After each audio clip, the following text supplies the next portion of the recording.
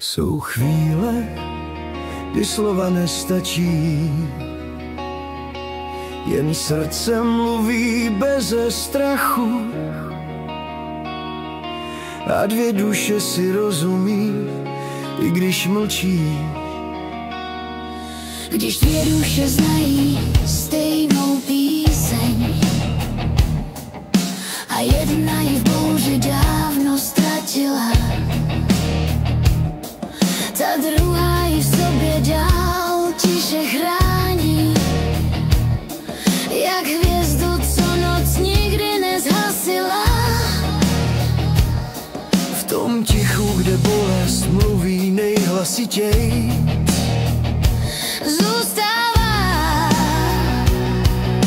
a není třeba říct nic víc. Láska je víc než jen krásná chvíle, je pevná i v bouři, když ztrácíš dech. Neutíká, když tě život zraní, je oporou v slzách, v tichých snech. Je světlem i tehdy, když oči zhasnou.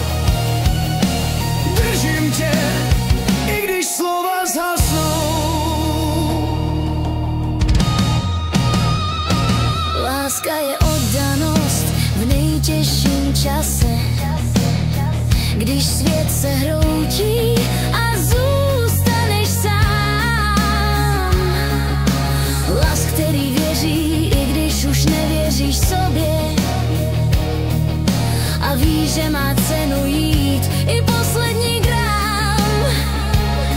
Je to dotek, co nevolá pozornost světa, Jen tiše šeptá: já nikam neodcházím, pamatuj si mě. láska je víc než jen krásná chvíle, je pevná i v bouři, když ztrácíš dech. Neutíká, když tě život zraní, je oporou v slzách, v tichých snech. Je světlem i tehdy, když oči zhasnou.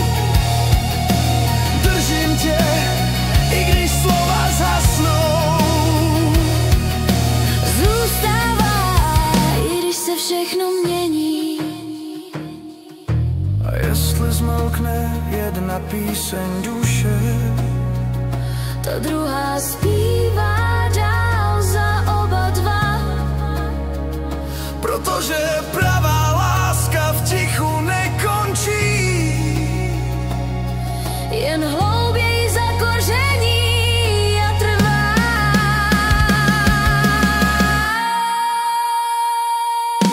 Láska je víc než jen krásná chvíle, je pevná i v bouři, když ztrácíš dech. Neutíká, když tě život zraní, je věčnost, co roste v obyčejných dnech. Když svět to němí, ona stále zní.